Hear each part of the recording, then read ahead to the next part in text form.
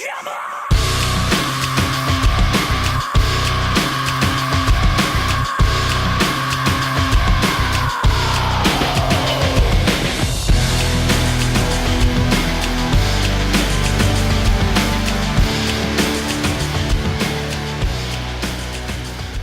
guys, welcome to Comic Book Corner, and it's me, that's right, Spider Slayer, getting ready to do another episode of Spider Slayer Stack.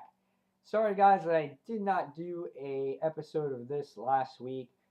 Fact being that I did not have that many comics to review for the stack, and I ran out of time, and I actually did 3 independent reviews, so I didn't have too many books to really go over anyway.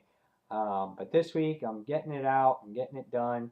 So with that being said, let's just go ahead and get started with it. First off, I basically picked up a couple of books that was on hold that I got around to getting to, and the first one was Danger Girl, Revolver. I have not read this yet. I just got it today.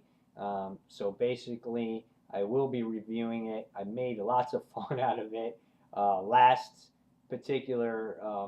month about the first issue coming out, on how it's all about hot chicks with tight pants, and I'm sure it's the same way in this issue, but nevertheless, I pretty much pick up Danger Girl because I love J. Scott Campbell's cover art. I think it's very well done, and I do like it a lot. Now, story, I'm not sure too much. I read the first issue. Like I said before, it's kind of like a porn movie with all these crazy characters' names, and you would think that's what it's about. But I don't know. We'll see how it goes. Again, the artwork is very pretty in this.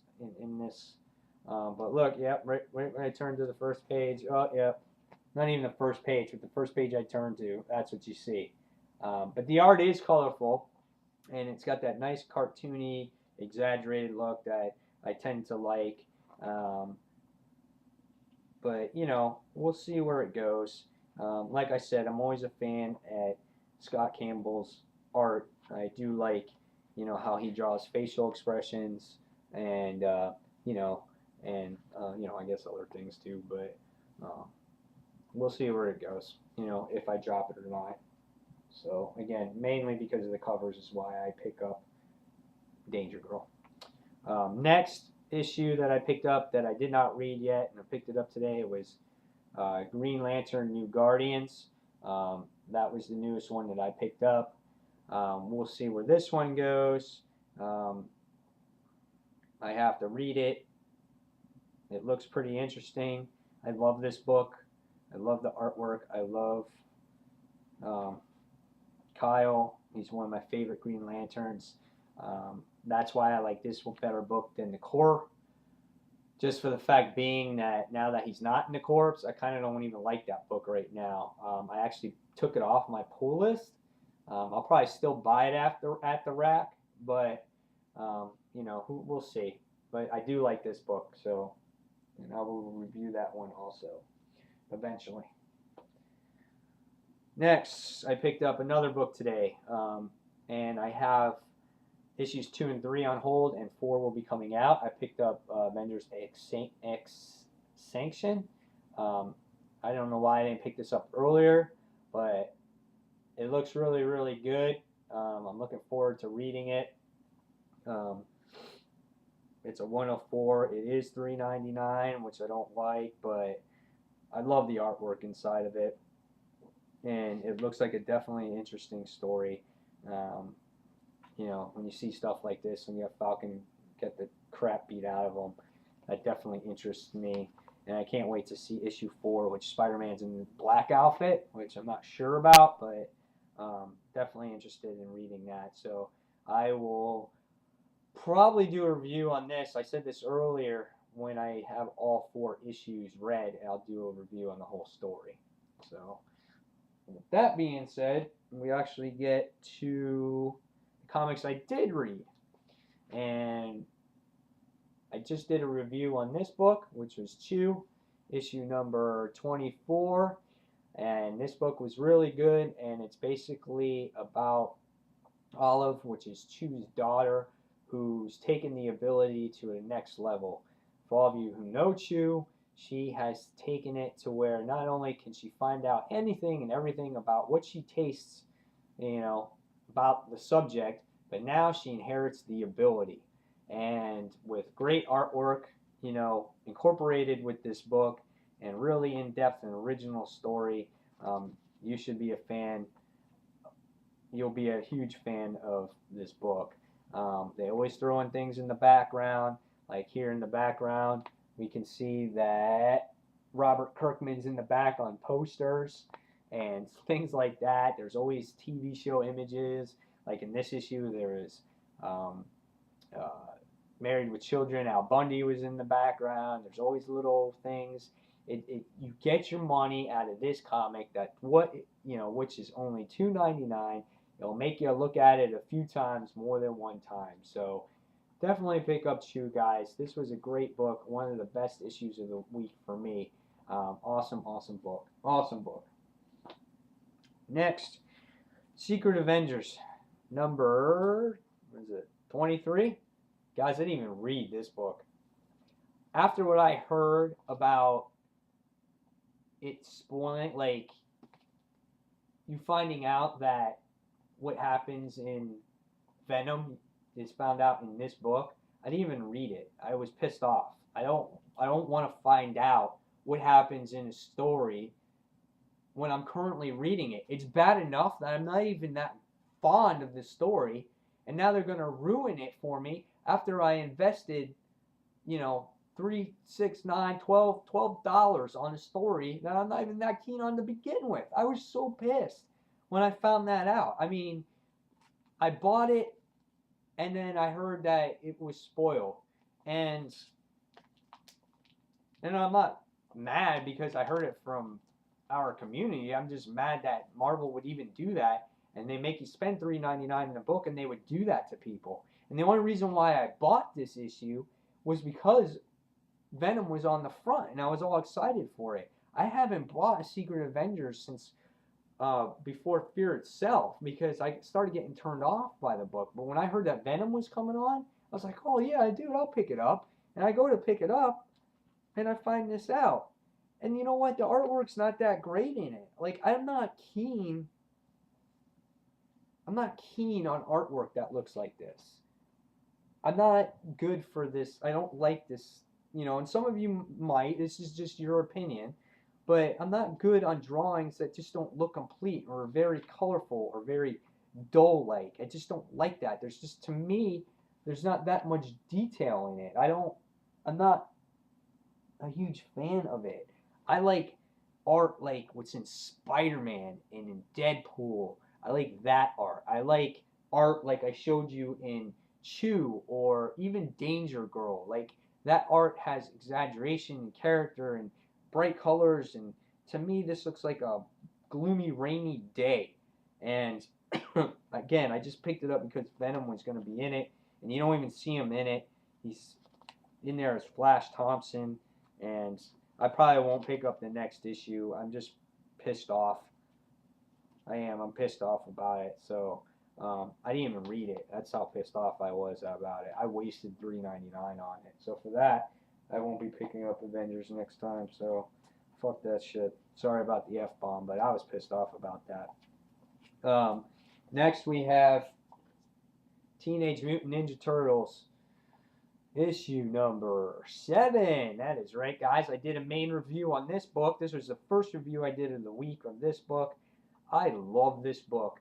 Basically, you got to see Krang for the first time, and the book does an excellent job of introducing all its characters. That's what it's done from the beginning, and they've taken their time on it. They haven't rushed it. There's a nice blend of action. There's a nice blend of story. And in this issue, you basically get to see the relationships developing between Michelangelo and Raphael, and you get to see how the relationship took place between General Krang and Stockholm, and now you get to see how the Mousers attack, and old Hob is in the background. All around, it's just a really fun book. You also get to see April and Casey, how their relationship has developing and how they met. So they're taking their time and really, really, really putting the book together. And I know Dark Avenger C86 did this. Chris, I am also a cover B person. I love the Eastman covers. They stay true to what the characters looked like back in the day. But this is a good book, guys.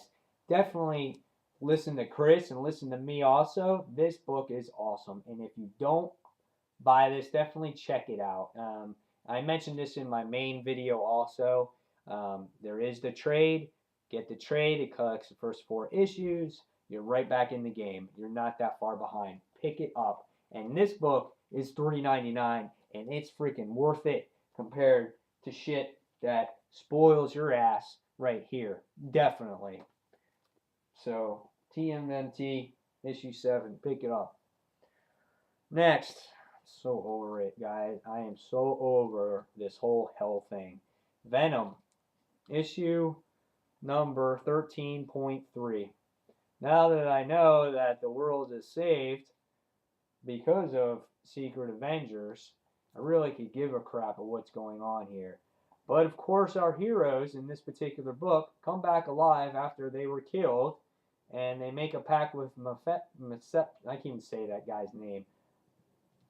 I can forget it. The devil guy, and basically he's going to bring them back to life as long as he pays a fee, or the group pays a fee later on somewhere down the road. I don't like the artwork in this issue. I did not like it. I love the artwork in the last issue, and the previous issues were pretty good. But the artwork compared to this book and the last book is second to none. I mean, it wasn't horrible. It was okay. But when I see this part, I wasn't too fond of it. But in the end, when you see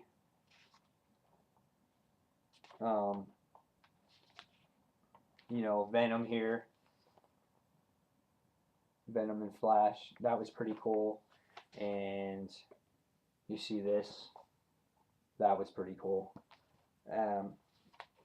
But overall, here's one more page. Overall, I mean, again, this is Venom. It's not Ghost Rider. It's not Hell. It's not all this other crap. I'm just over it. I am over it being this storyline, and I want Venom to return to its normal ways. And of course, he's going to be part of the Avengers, so we're going to see how that plays out in this series. So that's that. And next, we're going to move on to Batman: The Dark Knight. I enjoyed this issue. I did like it. The only problem I have with this series really is that it takes me 5 minutes to read each issue, and it's over. I can count on, I'll bring this book to work with me, and I usually bring 2 books to work, and I'll read them on my break, and I'll read a book, and sometimes I can get through 1 book, other times I can get through 2. When I have Batman: The Dark Knight, I can read 2 books, because this one takes me 5 minutes to read. The last issue was ridiculous. It took me like 2 minutes to read. This one took me 5. There was actually some dialogue in here.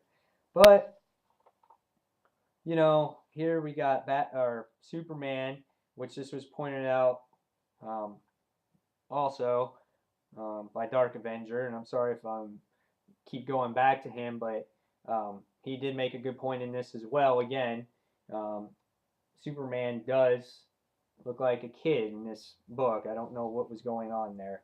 But basically, we see Bane, who's behind this whole thing all along. So these 6 issues have basically led up to this toxin, and it goes back to Bane, who created it. And basically, White Rabbit leads Batman to Bane, and Bane just beats the shit out of Batman. And it all starts right here with this page right here. and he just continues to pummel him. I mean, I don't know how actually Batman can live through this thing. But the cover is great. I mean, it relives issue 497. You know, the man who broke the bat. It was an iconic issue back then. And but again, he's getting the crap beat out of him. You get him thrown against rocks and everything else. He's getting punched by the big, huge Bane, and he still manages to stay alive. But the one thing we say at the end is that this toxin makes Bane smarter. So what do you get when you get brawn with brains? Well, you get smart Bane. That's basically what you get. And the last page looks like this. And Batman said all along in this issue, he's like, there's something different about Bane. And that's basically what it is. He's smart and strong, and he's looking to kick Batman's ass. So how it ends on the next issue, I'm not sure, but it's the vengeance of Bane. So again, for me, it's not a bad issue. It's not the best issue. I just wish there was a little bit more dialogue in here. And then I'd probably be happy with it. Otherwise, you know, what can I say? That's it for that one. And next we're going on to Aquaman issue number 6. And basically this issue here is all about Mera. And it's basically described here on her outtake on the world and the people around her. She can't quite understand humans, and she can't quite understand how they work. And she's always, being, they're always kind of just taking her too seriously while she's trying to help people. And it was a nice story to focus on her. And the artwork on here by Ivan Reis, Joe Prado is the artist. And artwork and colors on this book are it's just tremendous. And Jeff Johns, I think, is doing a very good job on this book. And Mera does look outstanding in this book. She's very pretty, looks gorgeous. They do a nice job drawing her, and she's classy, and she stands up for herself. She's very strong, very willed, and that's what I like about the character. And but basically, she stands up for herself, and she basically gets in trouble for breaking someone's arm, which is the store manager's arm, and they're going to take her to jail. And this major event happens to where this father's holding her daughter hostage, and she tries to, take care of the situation at hand, and she does. And it's very great to see what she does to the bad guy who is the father, and basically was going to shoot his daughter. It's very interesting to see. And in the end, we see, the original store clerk here wanting to be friends with her, and it was good. She made a friend, and it was just a nice issue to focus on her, and you get to learn a little bit about her. And that's what I basically got out of the issue. So, good job, Jeff Johns. You focused on Mera, and you get to know her a little bit more. So, if you're interested in Aquaman, I would pick it up. This is a good book, guys. It's a good book, and we get to see what happens with Atlantis. So that's the end of Aquaman. And last but not least, we come to Deadpool Dead. And in this issue, we see right here, great cover. Love the cover there. And in this issue, we get to witness how Deadpool's stirring the pot with Uncanny X-Force, the Kingpin, Bob, and everything else. And they do a good job explaining what the story's about and how Deadpool's basically getting everybody involved, so you're not completely lost in this particular issue, because it can be confusing on who he's trying to, get all this information from.